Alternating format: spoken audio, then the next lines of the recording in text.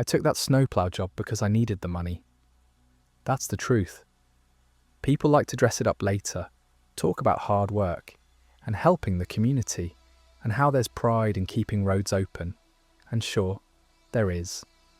But the reason I said yes that winter was simple.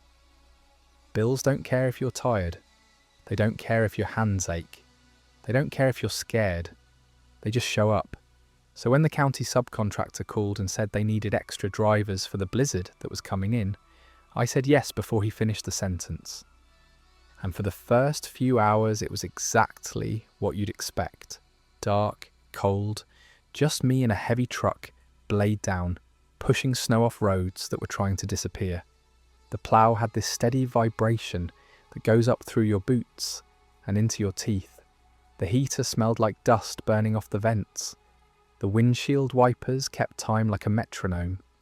Back and forth, back and forth. The world outside was only what the headlights could carve out. 2 pale cones of visibility, everything else swallowed by white. And if you've never driven a plough in a real blizzard, it's hard to explain how small you feel. Not poetic small, not spiritual small, just practical small. Like at any moment the storm could decide you aren't part of the plan anymore.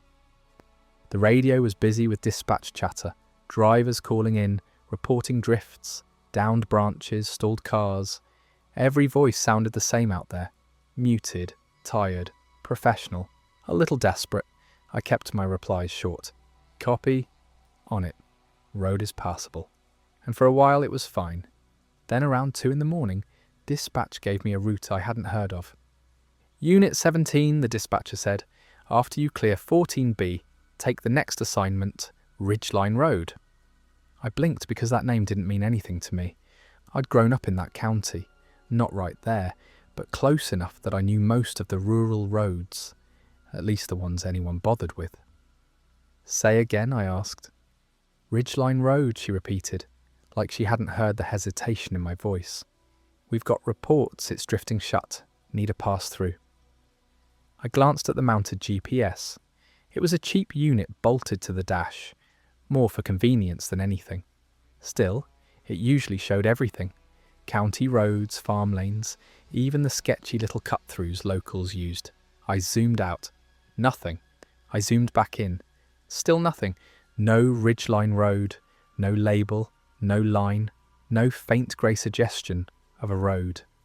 Just a blank patch between 2 mapped routes like a missing tooth. I pressed the radio button again. I'm not seeing that road on GPS, I said. There was a pause, and for a second I heard only static, like the storm was leaning into the frequency. Then dispatch said, calm as ever. It's real. It's a county-maintained stretch. You'll find it off 14B. You'll see the turn. That was it. No explanation, no annoyance, just certainty. I stared at the blank screen, and I told myself what you tell yourself in jobs like that. GPS isn't gospel. Rural roads get weird, names change, mapping companies miss things. Sometimes you're ploughing little connectors that technically belong to nobody, but still need to be cleared so an ambulance can get through if something goes wrong. So I said, copy, and I kept going. The blizzard didn't let up. If anything, it got thicker, snowflakes bigger, heavier, the wind pushing them sideways so fast they looked like sparks. I cleared 14B like they asked, blades scraping over hard-packed ice, sending that familiar shudder through the truck. Then I slowed, watching for the turn. At first I didn't see it, just darkness and the vague suggestion of tree lines. Then my headlights caught something, a narrow break on the right, like the snow had been disturbed there earlier. A faint tyre track half buried. No reflective sign, no street marker, just an opening. It looked like a private drive. It looked like a mistake, but something in me tightened when I saw it, like my body recognised it before my mind did. I turned. The plough's tyres crunched over unploughed snow. The truck leaned slightly as I left the main road, and immediately the world felt different. Not in a supernatural way, in a practical way. The trees were closer, the road narrower, no shoulder, no guardrails, no reflectors catching the light and guiding you, just packed snow and darkness. And my GPS? It lagged, then recalculated, then showed my little arrow floating in open space, like I'd driven off the edge of the world. No road line beneath it, just me, hovering over nothing. I stared at it too long, then forced my eyes back to the windshield. Okay, I murmured to myself, it's just not mapped. The first house appeared about a minute in, an old farmhouse shape set back from the road. Snow buried up to the bottom of the windows, porch piled high, no lights on inside. It looked abandoned. Then another, all of them dark, no porch lights, no TV glow, no movement behind curtains. That wasn't unusual on its own. It was 2 a.m. during a blizzard. People sleep, people conserve power, people shut off lights because they're already nervous about the grid. But something about the way those houses sat, it felt like they weren't sleeping. It felt like they were holding their breath. I kept going, plough blade throwing snow to the side, carving a path that filled back in behind me almost instantly. The snowfall was that heavy. The road curved gently left, then right, then left again. It should have connected somewhere. Dispatch had called it a stretch, like it was a segment between roads, but it just kept going. No intersecting routes, no signs, no mailboxes clustered like neighbourhoods. Just houses spaced far apart, all blacked out like empty eye sockets. My radio crackled once with a voice, another driver reporting a stalled vehicle on the other end of the county. Dispatch responded. Everything sounded normal, except me. I checked my watch. 2:17. I checked the odometer. I'd gone maybe 3 miles. Then I saw something that made my stomach clench. A mailbox, crooked, half buried, the number painted on the side, faded but readable in my headlights. A red flag bent down under ice, a distinctive dent on the top, like someone had hit it with a bat years ago. I passed it. Then I passed a leaning fence post beside it. Same post, same angle, wrapped in barbed wire that drooped like tired shoulders. I remember because I thought, someone should fix that. Stupid thought, normal thought, the kind of thought you have when you're trying not to feel strange. The road curved again. I drove another minute. Then my headlights hit that mailbox again. Same dent, same bent flag, same faded number. I slowed. My hands tightened on the wheel. No, I whispered.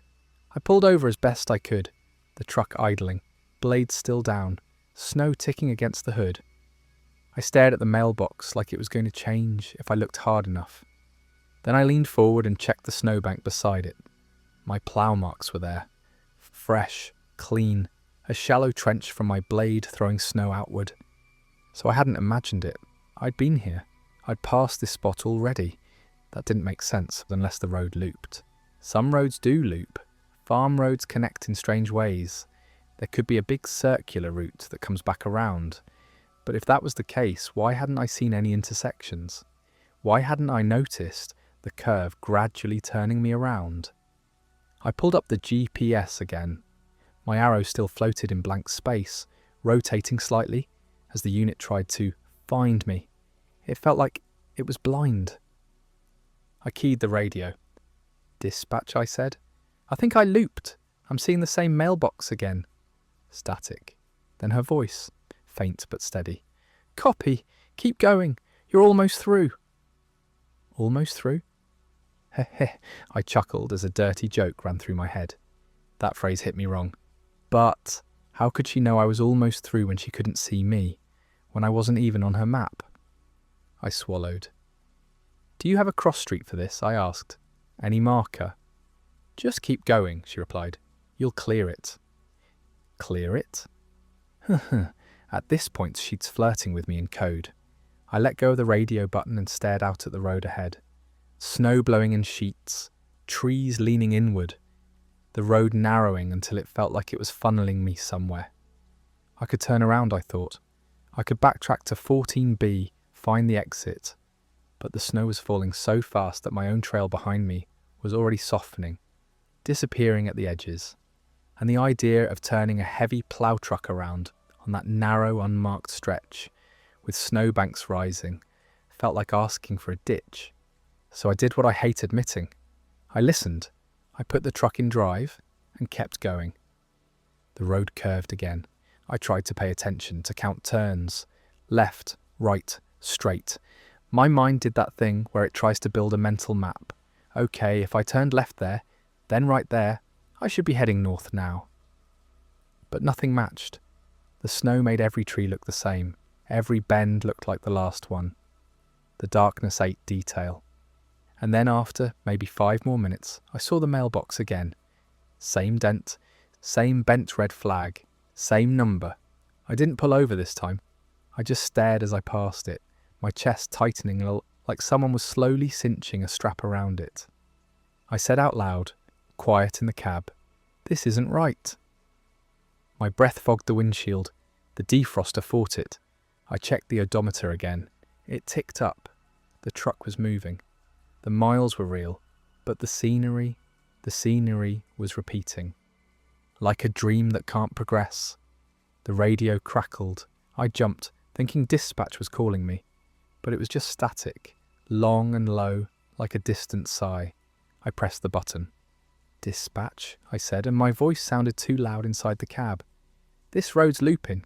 I'm passing the same address. I need confirmation. This is Ridgeline." There was a pause.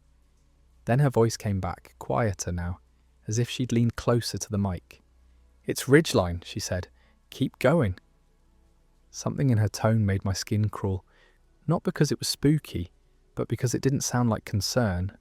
It sounded like instruction, like she was reading from a script. I gripped the wheel harder. Then I noticed something else. The houses. At first I'd been seeing them in no particular order, just scattered dark farmhouses. But now, every time I looped, I recognised them.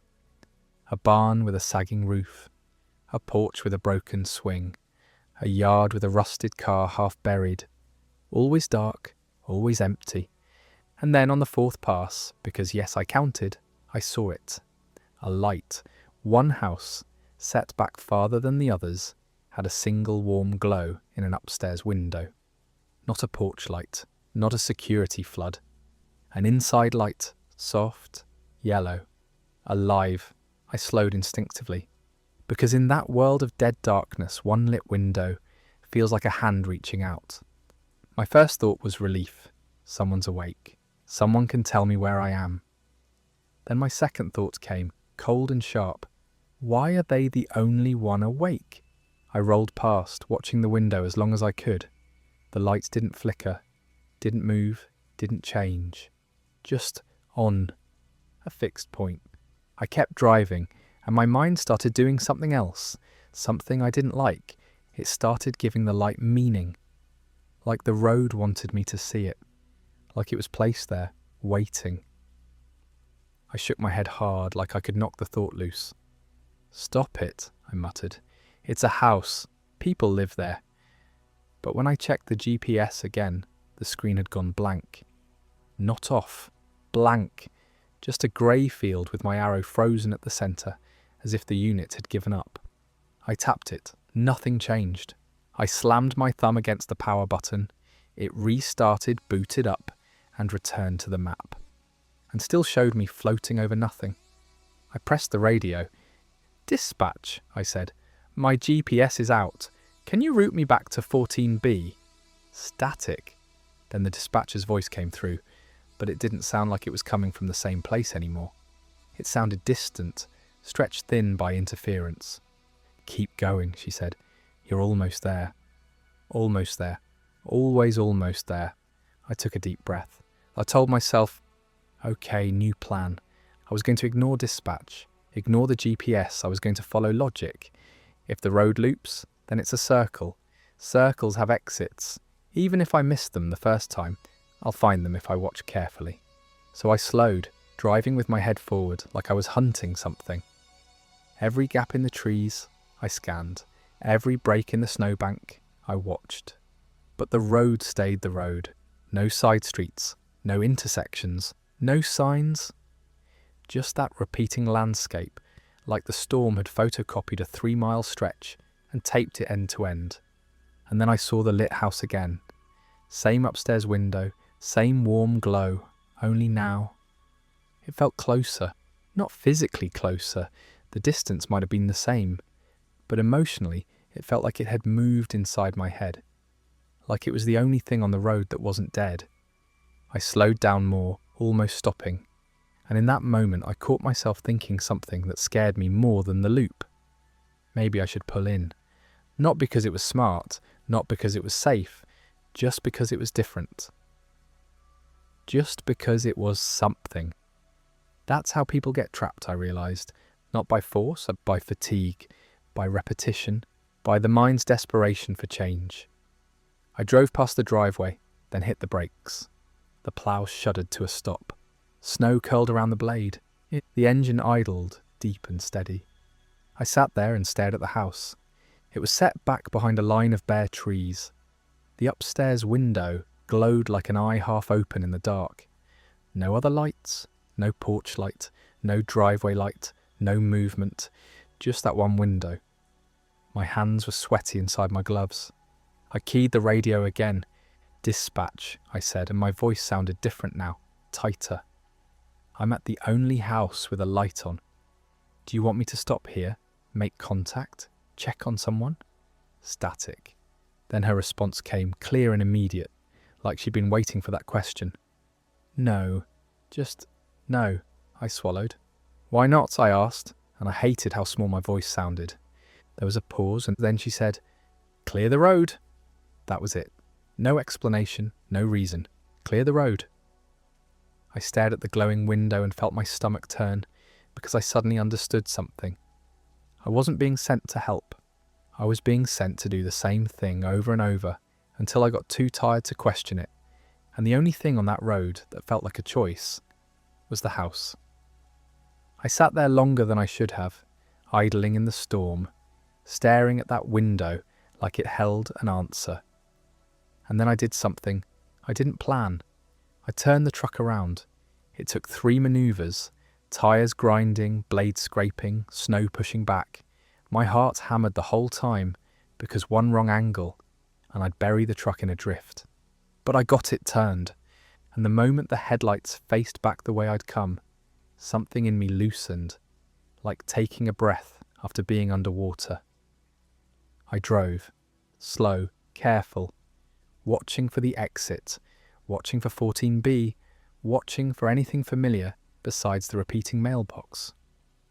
I passed the mailbox again. Same dent, same bent flag.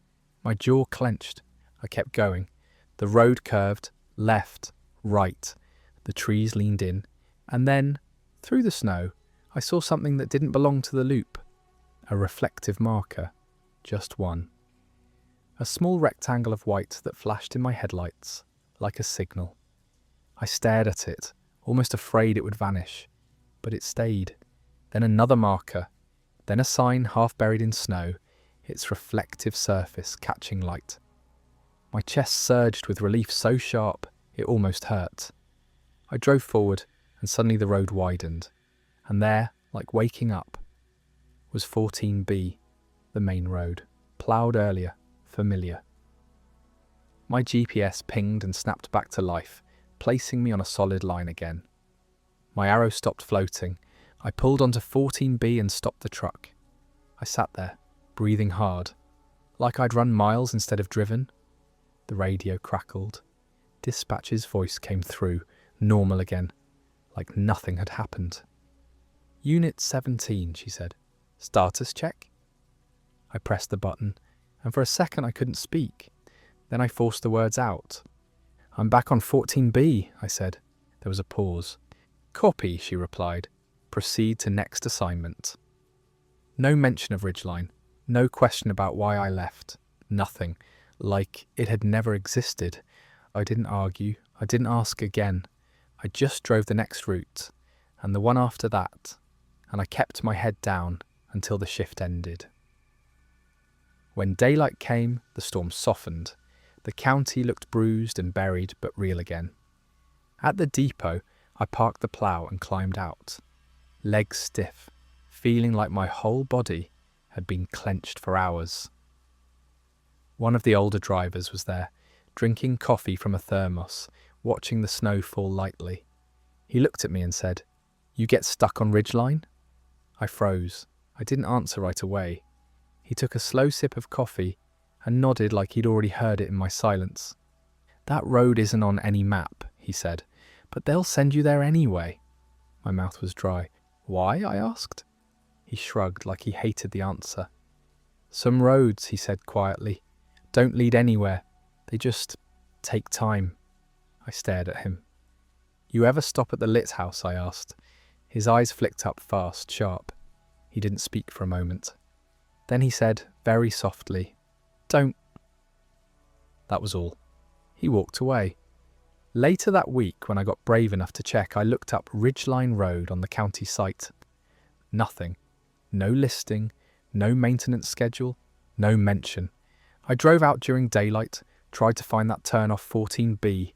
I found the spot where I thought I'd turned. But in the daylight, it wasn't a road. It was a snowed-in ditch line and a stand of trees. No gap, no tyre tracks, no sign of any path, like the storm had covered it, or like it had never been there at all. People say these kind of things could be just hallucinations, since the road didn't exist and wasn't even there, but it all felt real to me. I'm not crazy, I know for a fact what I saw. I still plough occasionally when work is tight. I've driven through blizzards that made the sky look like milk. I've cleared roads where I couldn't see the hood of my own truck, but I won't drive certain routes. Not because I'm scared of weather, because I learned something that night. Maps aren't just for navigation. Maps are agreements. They're the world saying, yes, this place exists. This road goes somewhere. This has a purpose. And when you find a road that isn't on the map, you have to ask yourself a question. Not where am I? Not how do I get out? But something quieter, something worse. Why did they want me here at all?